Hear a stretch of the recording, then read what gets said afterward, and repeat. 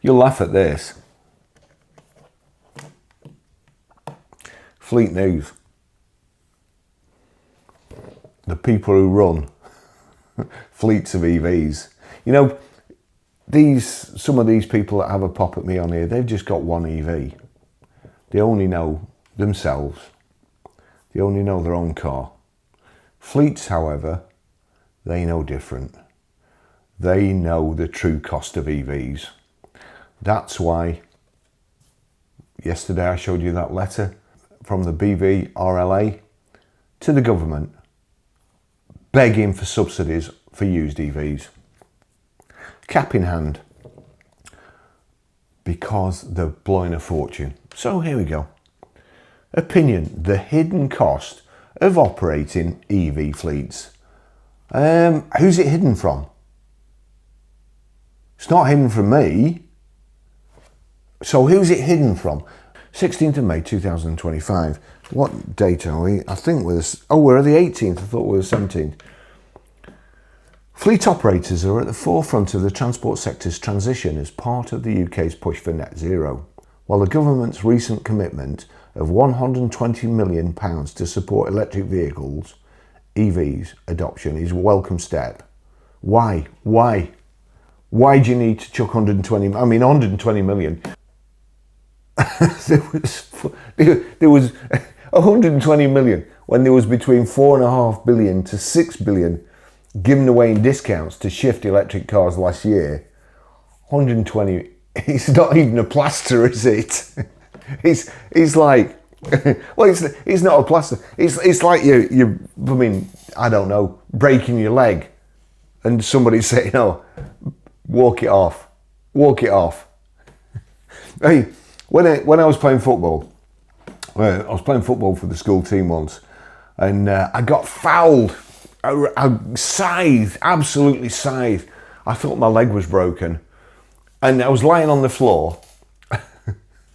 Wait, and I heard somebody in the crowd shout, "Get up, you big girl!" And when I looked, it was my dad. That's the sympathy we get in our family.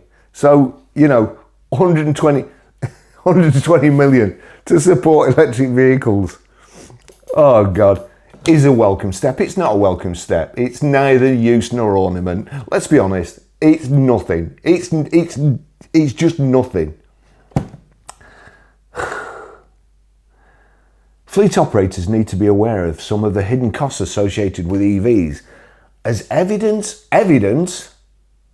not supposition, and not, "Oh, you're wrong, Baz. My EV is the best thing since sliced bread, and I can charge at home and so on." So this is evidence from fleets who've got thousands of the damn things. Okay. As evidence indicates, they are more expensive to repair. No, they're cheaper to repair. They're cheaper to repair. Everybody says so. All these people with just one, cheaper to repair. These people with fleets, they have like transport managers, big files on everything, big files on the cost, what they spend it on. They know nothing. They don't know as much as no sex EVers, an EV melt. And all the other bell ends. More expensive to repair than their petrol and diesel counterparts. Rising repair costs, a lack of skilled labour and spare parts. Now then, I've heard a couple of stories about Renault where there's a lease battery for the Renault, I think the Twizy and the Zoe, and they're either running out or running short of them, and they're not too keen on replacing the batteries. Whether that's true, I don't know.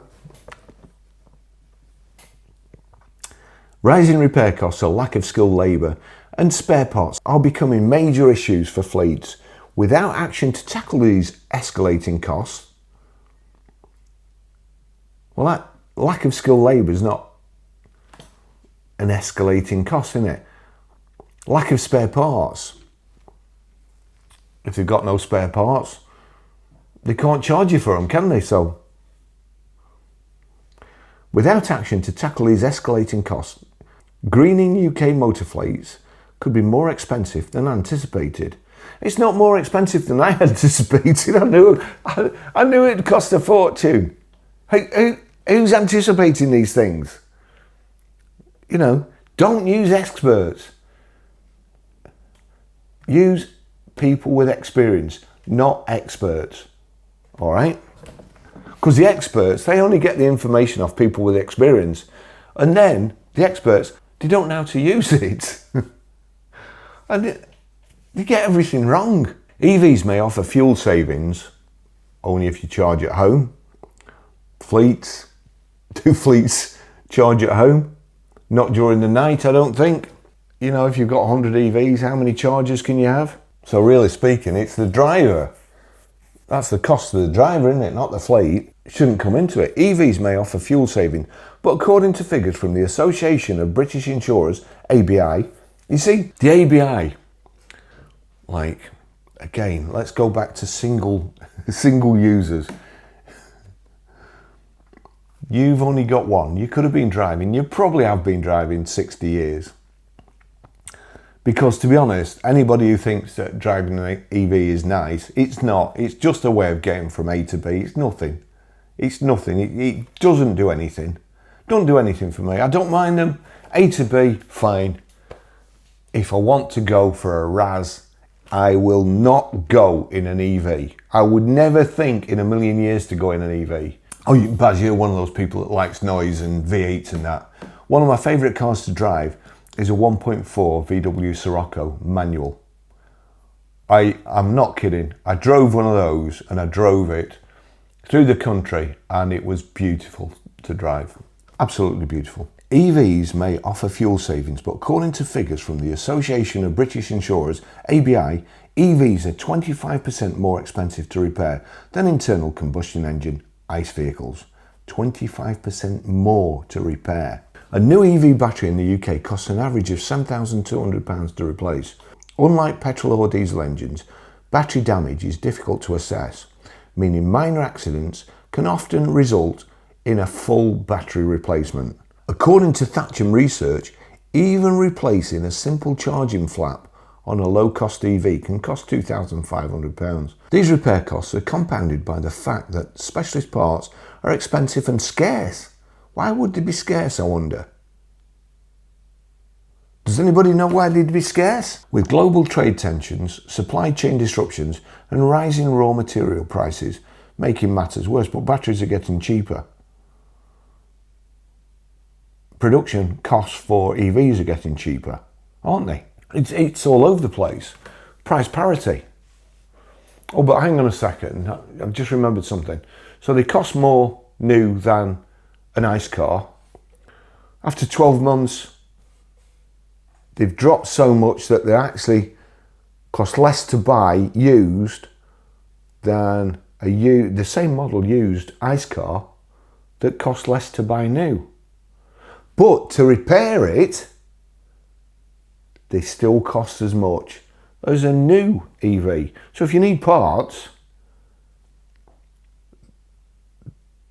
they haven't achieved price parity with ICE. If you need parts, you pay the full price. These factors mean that even a minor accident can lead to long delays, high repair bills, or worse, the vehicle being written off entirely. That's assuming you can even find a qualified technician. The UK has a shortage of mechanics trained to repair EVs, leading to longer waiting times and higher labour costs. Do you know why they have a shortage of mechanics who can repair EVs? They're frightened to death of getting electrocuted and one of their colleagues having to drag the corpse off the live terminal with a dead man's hook. I know a garage locally, and I'm still waiting for a story to come out, which I've heard from a very, very good source, where a mechanic got badly injured, and the other mechanics decided that they didn't want to work on EVs. Would you? Leading to longer waiting times and higher labour costs.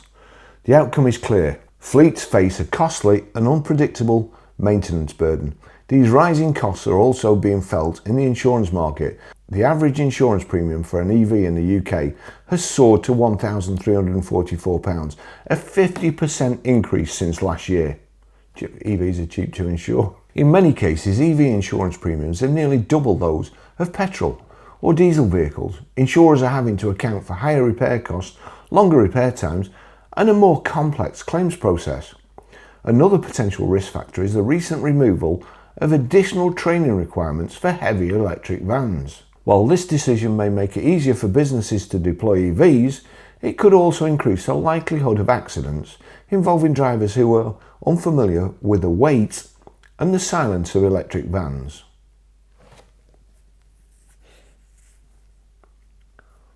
What would the silence have to do with it? Does that mean you go faster perhaps? You don't realise how fast you're going?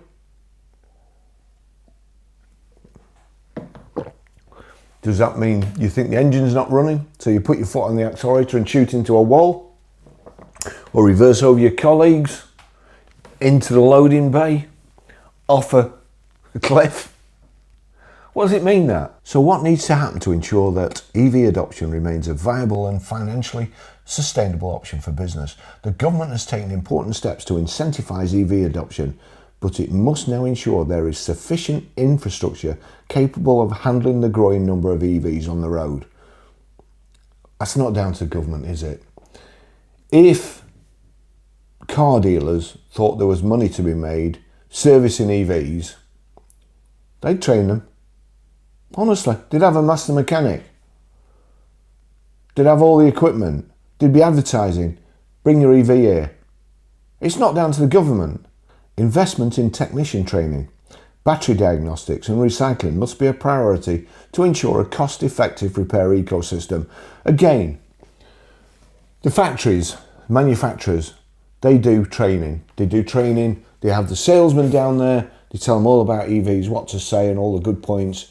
And they also tell them the bad points, why their EV is better than the competitors. And they also do mechanic training, and they have the mechanics down, so they train them.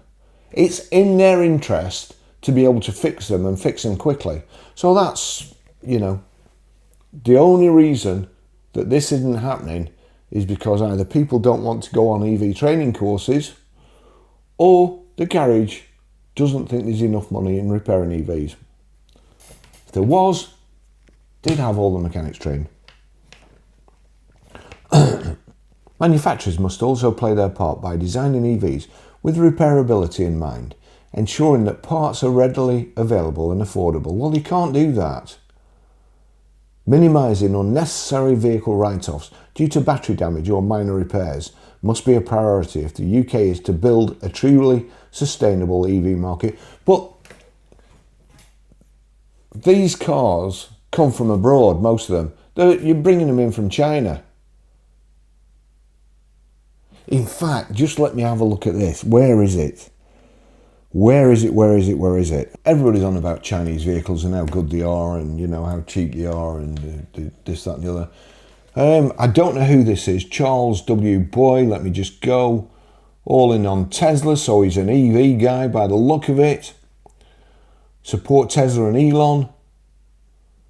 So we'll go back. This BYD car owner showed the undercarriage of his BYD vehicle purchased 4 years ago, which is heavily rusted. The mechanic believes the car will only last another 2 years. The owner says he'll never buy a BYD again, feeling deceived by BYD's nationalistic marketing. Oh dear, that's not good, is it? To be fair, that's mostly paint, isn't it? Paint coming off, and it's that cheap, shitty paint that they use on Chinese things. Yep, there's the other one.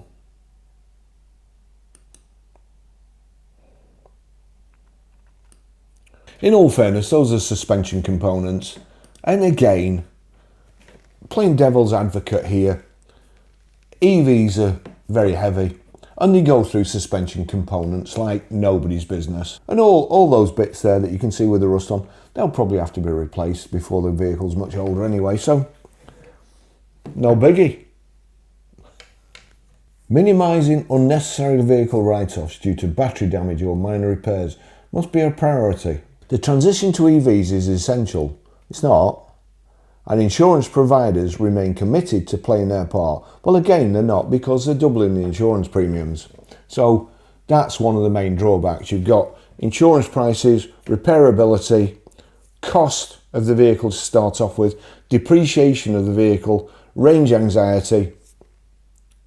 You know, there's a lot of hurdles that a car salesman has to overcome before you get an EV customer to sign on the dotted line. The transition to EVs is essential, and insurance providers remain committed to playing their part, but without greater transparency around the total cost of ownership, many businesses risk being caught out by costs they did not fully anticipate. Without the necessary investment in training, repair infrastructure and supply chains, fleets could be left footing an unsustainable bill. Not could be, are. They have already been left to foot an unsustainable bill. Not in the future, now. It's happened. That's why, here we go.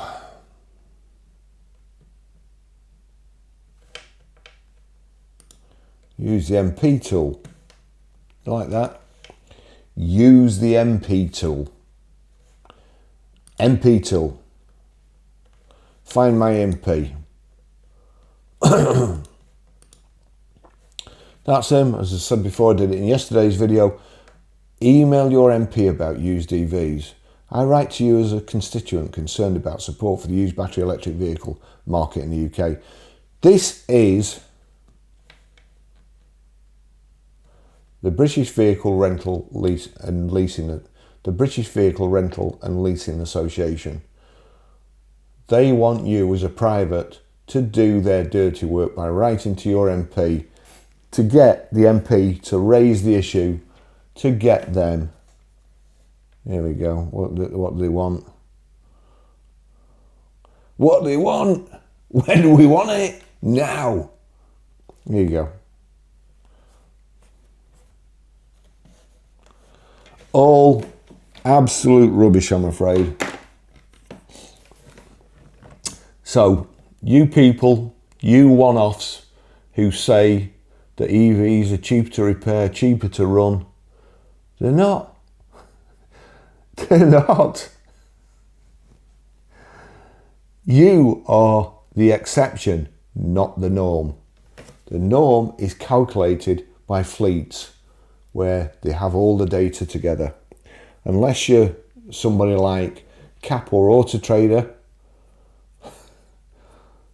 and you know how to analyse data, it becomes clear that EVs are more expensive to run. And that's, depreciation. Thanks for watching. See you in the next video. Bye bye.